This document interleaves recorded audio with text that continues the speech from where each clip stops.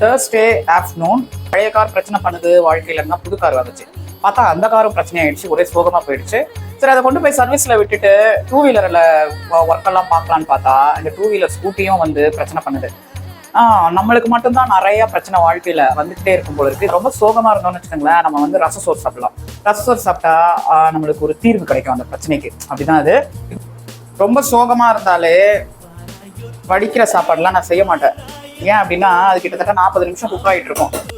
நான் வெஜிடேரியன் ஏதாவது ட்ரையாக சாப்பிட்றோன்னு வச்சுக்கோங்களேன், ஃப்ரை, தொக்கு, அந்த மாதிரி இந்த புளி ரசம் சாப்பிட்லாம் அப்படின்னு மனசு தேர்த்திக்க வேண்டியதா. ஆக்சுவலி என்கிட்ட தக்காளியே இல்லை.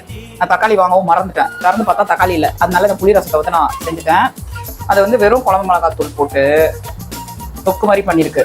சூப்பராக இருந்தது. 4 கனவா பீஸ் போதும் போல இருக்கு. அப்படியே வாயில் வச்சு அடக்கி எல்லாம் சொல்லி சாப்பிட்றலாம் போல.